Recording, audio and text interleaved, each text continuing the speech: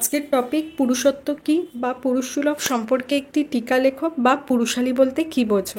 আমার ওয়েবসাইটে তোমরা ইংলিশ ভার্সনটা পেয়ে যাবে, তারপরে বাংলা ভার্সনটা আছে।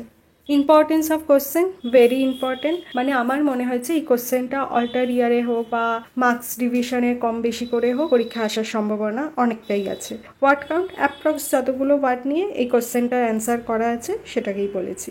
পেপার আর কোর্স মানে যেই ব্রড টপিকটার আন্ডারে এই সাব টপিকটা বা এই চ্যাপ্টারটা আছে সেইটা। সোসিওলজি অফ জেন্ডার অথবা জেন্ডার সেন্সিটাইজেশন এই দুটোর মধ্যে আছে। এছাড়াও জেন্ডার অ্যান্ড সোসাইটি বা জেন্ডার অ্যান্ড সেক্সুয়ালিটি এগুলোর মধ্যেও থাকতে পারে এই টপিকটা। পুরুষত্ব বলতে সেই বৈশিষ্ট্য ও আচরণগুলোর সমষ্টিকে বোঝায় যা সমাজে সাধারণত পুরুষদের সাথে যুক্ত করা হয়। এটি একটি সামাজিক নির্মাণ যা নির্দিষ্ট সামাজিক, সাংস্কৃতিক এবং ঐতিহাসিক প্রেক্ষাপটে গড়ে ওঠে। পুরুষত্বের ধারণা এক ধরনের মানসিক, শারীরিক এবং সামাজিক বৈশিষ্ট্যকে তুলে ধরে, যেগুলোকে সমাজে পুরুষের পরিচিতি হিসেবে প্রতিষ্ঠা দেওয়া হয়। পুরুষত্ব মানে হচ্ছে পুরুষদের সাথে যুক্ত বা পুরুষ সম্পর্কিত যে বৈশিষ্ট্য বা আচরণগুলোকে ধরা হয় বলতে এই জন্য বলছি কারণ পুরুষত্বের যে বৈশিষ্ট্যগুলো আছে সেগুলো কিন্তু সবগুলোই জৈবিক বা জন্মগত নয়, এগুলো বেশিটাই হচ্ছে সামাজিক নির্মাণ বা সমাজ নির্মিত, যেটা কিনা সামাজিক, সাংস্কৃতিক এবং ঐতিহাসিক প্রেক্ষাপটে গড়ে ওঠে। বৈশিষ্ট্যগুলো দেখে নিই। পুরুষত্বের কয়েকটি সাধারণ বৈশিষ্ট্য। শক্তি ও সাহসিকতা। পুরুষদের সাধারণত শারীরিক ও মানসিকভাবে শক্তিশালী এবং সাহসী হতে উৎসাহিত করা হয়। নেতৃত্ব ক্ষমতা। পুরুষদের নেতৃস্থানীয় ভূমিকা পালন করা উচিত বলে ধারণা করা হয় পরিবার বা সমাজের বিভিন্ন ক্ষেত্রে। আবেগ নিয়ন্ত্রণ। আবেগ প্রকাশকে দুর্বলতার প্রতীক হিসেবে ধরা হয় এবং পুরুষদের সাধারণত কঠিন পরিস্থিতিতে স্থির ও নির্ভীক থাকার জন্য চাপ দেওয়া হয়। আর্থিক গুরুত্ব।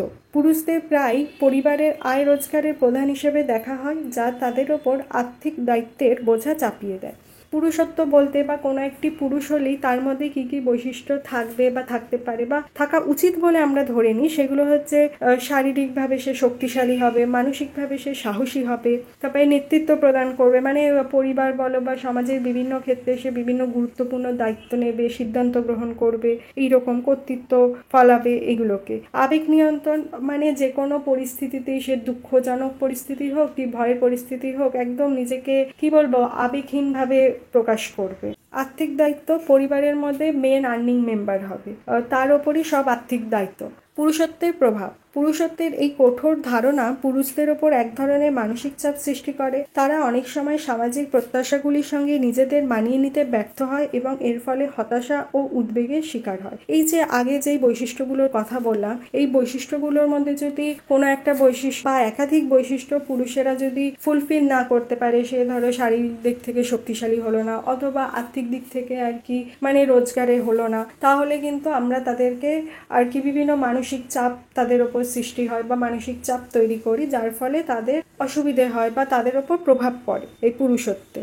সামাজিক নির্মাণ হিসেবে পুরুষত্বের ধারণা সমাজ ও সমাজের সাথে পরিবর্তিত হয়। বিভিন্ন সংস্কৃতি ও সমাজে পুরুষত্বের সংজ্ঞা আলাদা হতে পারে এবং এই ধারণাটি সময়ের সাথে বদলায়। আধুনিক সমাজে পুরুষত্বের ঐতিহ্যবাহী ধারণাকে চ্যালেঞ্জ করা হচ্ছে, যেখানে পুরুষদের আবেগ প্রকাশ, সমতা ভিত্তিক দায়িত্ব বন্টন এবং ব্যক্তিগত স্বাধীনতা নিয়ে আলোচনা করা হচ্ছে। নিচে উদাহরণটা বলে নিই, তাহলে বলতে সুবিধে হবে। উদাহরণ: পুরুষরা এখন পরিবারের যত্ন নেওয়ার কাজে সক্রিয়ভাবে অংশগ্রহণ করছেন। উদাহরণস্বরূপ, অনেক পুরুষ এখন বাবা হিসেবে সন্তান পালন ও গৃহস্থলীর দায়িত্ব সমানভাবে ভাগ করে নেন, যা আগে নারীদের কাজ হিসেবে বিবেচিত হতো। এখানে পরিষ্কারভাবে বলেই দিয়েছে যে আগের পুরুষত্বের ধারণা কি ছিল না, পুরুষরা সবসময় বাইরেই কাজ করবে, পরিবারের মানে কোনো গৃহস্থলী কাজে কোনো তার যায় আসে না, এই ধরনের অনেক কিছু ছিল, আবেগ প্রকাশ করতে পারবে না, এইগুলো ছিল হচ্ছে ট্র্যাডিশনাল মাস্কুলিনিটি। কিন্তু এখন যেই মাস্কুলিনিটিটা আছে বর্তমানে, সেটা বলা হচ্ছে যে পুরুষদেরকে পরিবারের যত্ন নিতে উৎসাহিত করা হচ্ছে, তাদেরকেও আর কি মানে আবেগ প্রকাশ না করে বরং আবেগ প্রকাশ করো তার জন্য উৎসাহিত করা হচ্ছে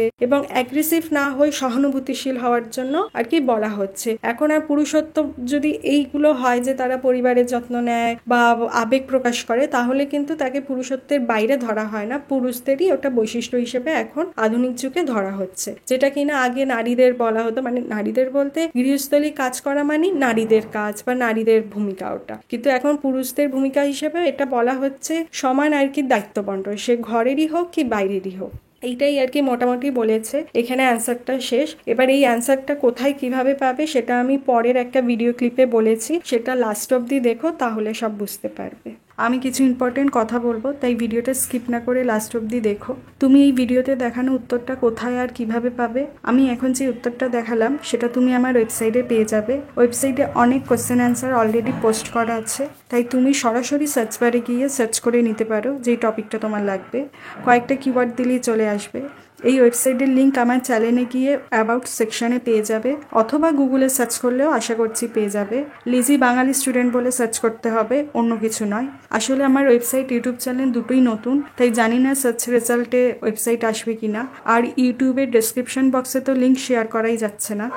আমি যেই লেখাটা বা উত্তরটা দেখালাম সেটা কি যথেষ্ট? বেশিরভাগ প্রশ্নের ক্ষেত্রে আমি যেই উত্তরটা দেখাই সেটা মেন পয়েন্টগুলোকে কভার করার চেষ্টা করি। এটা কোনো ব্রড কোশ্চেনের জন্য, মানে 10 or 15 মার্কস কোশ্চেনের জন্য অ্যান্সার হিসাবে যথেষ্ট নয়। তাই তুমি যদি চাও এই মেন পয়েন্টগুলোকে এক্সটেন্ড করে ব্রড কোশ্চেনে অ্যান্সার নিজে তৈরি করে নিতে পারো। এছাড়া আরেকটা উপায় তুমি করতে পারো, তুমি এই কোশ্চেন বা যে কোনো সোসিওলজি কোশ্চেনের জন্য আমার পেড ভার্সন নিতে পারো। এক্ষেত্রে আমি একটা ছোট্ট কথা বলে রাখি, কখনো সখনো ভিডিও রেকর্ডিং করার পর আমার উত্তরে কিছু চেঞ্জেস করার কথা মনে হলো, সেগুলো আমি ওয়েবসাইটে করে আসি, ভিডিওতে আর করতে পারি না। এবার বলি পেড ভার্সন কেন নেবে, বেনিফিট কি। তুমি পেড ভার্সনে প্রিমিয়াম কন্টেন্ট পাবে, মানে বেশি এবং বেটার কন্টেন্ট পাবে। প্রতিটা কোশ্চেনে একটা স্ট্যান্ডার্ড অ্যান্সার পাবে, যেটা তুমি পড়ে এক্সামে লিখতে পারলে একটা ভালো মার্কস এক্সপেক্ট করতে পারো। আর এখন তো 4 ইয়ার্স অনার্স কোর্সের জন্য 75%-এর ওপর মার্কস দরকার, শুধু অনার্সের জন্য নয়। 3 ইয়ার্সের মাল্টি ডিসিপ্লিনারি কোর্সের জন্য ভালো মার্কস দরকার। তাই তুমি পাস পড়ো বা অনার্স,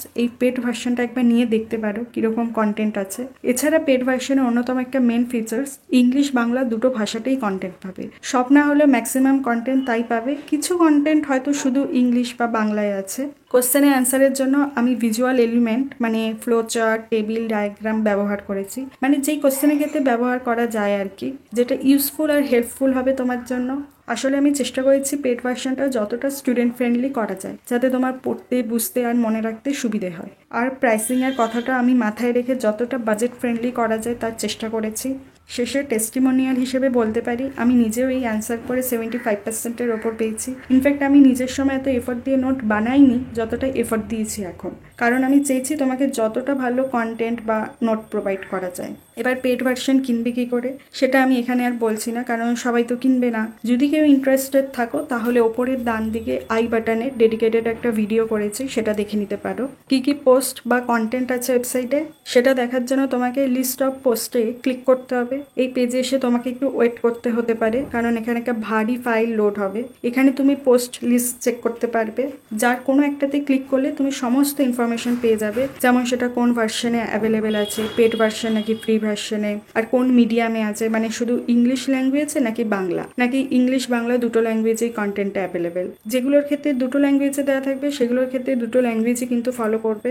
এছাড়া তুমি চাইলে আমার সাথে ফেসবুক আর হোয়াটসঅ্যাপে যুক্ত হতে পারো, লিঙ্ক সেই চ্যানেলের অ্যাবাউট সেকশনেই আছে। যদি তুমি হোয়াটসঅ্যাপে জয়েন হও তাহলে সেখানে পোল দেওয়া আছে, সেটা তুমি একটু অ্যাটেন্ড করো। শেষে বলবো, তোমার যদি কোনো ডাউটস থাকে বা কোনো সাজেশন থাকে তাহলে কমেন্ট করো। ভিডিওটা ভালো লাগলে লাইক করো, বন্ধুদের সাথে শেয়ার করো, আর চ্যানেলটাকে সাবস্ক্রাইব করে রাখতে পারো সোসিওলজি রিলেটেড কন্টেন্টের জন্য। আর কেউ যদি সত্যি ভিডিওটা এই অবধি দেখে থাকো তাহলে অসংখ্য ধন্যবাদ সঙ্গে থাকার জন্য।